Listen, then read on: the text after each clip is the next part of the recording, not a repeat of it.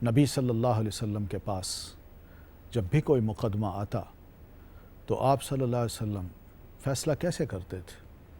آپ کیا کسی کی یہ دیکھتے تھے کہ یہ غریب ہے یا امیر ہے، میرے خاندان کا یا فلاں خاندان کا ہے،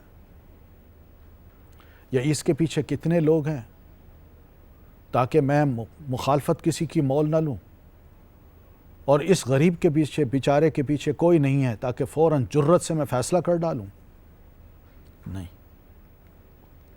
ہر اعتبار سے نبی علیہ الصلاۃ والتسلیم نے اپنی سنت کو زندہ کیا ہے، اس کو امپلیمنٹ کیا ہے، اس کو زیر نہیں کیا۔ فاطمہ ایک قریشی خاتون ہے، چوری میں پکڑی گئی، اس نے اعتراف بھی کر لیا۔ آپ نے فرمایا شریعت کے مطابق اس کا ہاتھ کاٹ دو، بس ہاتھ کاٹو۔ اب یہ اختلاف کرنے کی ضرورت نہیں ہے کہ ہاتھ کی انگلیاں کاٹی جائیں، آدھا ہاتھ کاٹا جائے، یا ہانک سے کاٹا جائے، یا پھر مونڈھے سے کاٹا جائے۔ نہیں، آپ صلی اللہ علیہ وسلم نے خود فرمایا کہ یہ جو رسٹس ہیں، یہ جو جوائنٹ ہے ہاتھ کا، یہاں سے کاٹا جائے گا۔ یہ حدیث ہے۔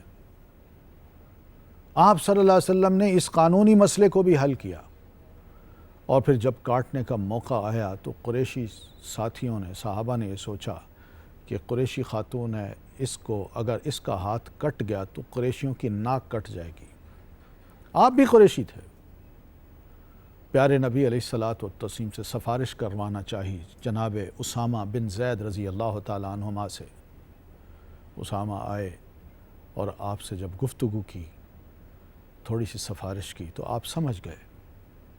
آپ صلی اللہ علیہ وسلم نے بلال کو فرمایا بلال لوگوں کو جمع کرو۔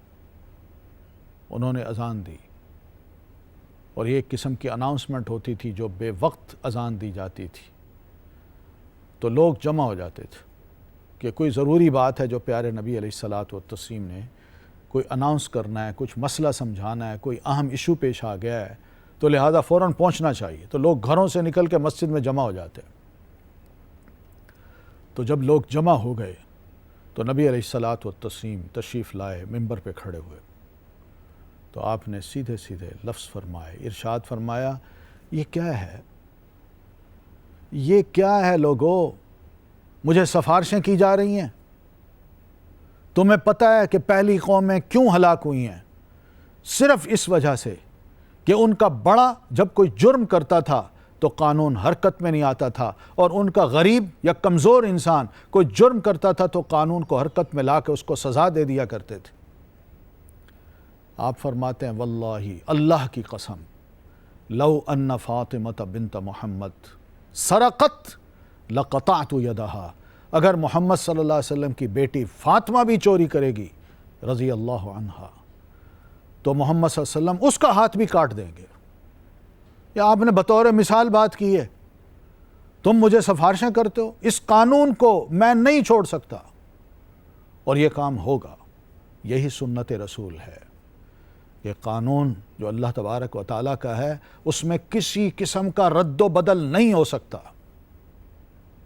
کسی جج کو اس بات کا اختیار نہیں ہے، اور نہ ہی کسی مجتہد کو اس بات کی اجتہاد کی اجازت ہے کہ وہ اس قانون میں کوئی رد و بدل کرے۔ یہ مروبیت ہے، جبکہ دین صاف صاف کہہ رہا ہے وَلَكُمْ فِي الْقِصَاصِ حَيَاةٌ يَا أُولِي الْأَلْبَابِ السَّارِقُ وَالسَّارِقَةُ فَاقْطَعُوا أَيْدِيَهُمَا جَزَاءً بِمَا كَسَبَا نَكَالًا مِّنَ اللَّهِ۔ یہ اللہ کی طرف سے عبرت کا ایک منظر ہے، سامان ہے جو دنیا دیکھے گی۔ یہ چوری بھی کریں گے تو ہاتھ کٹے گا۔ ایک بار کوئی کر لے اور اس کو سزا مل جائے، لوگوں نے کانوں کو ہاتھ لگانے ہیں۔ آج اسی سنت پر عمل نہ کر کے کیا نقصانات ہم اٹھا رہے ہیں؟ کتنی چوریاں ہو رہی ہیں، کتنی ڈکیتیاں پڑ رہی ہیں، اور کتنا عملہ ہے جو ان چوریوں کو روکنے کے لیے کام کر رہا ہے۔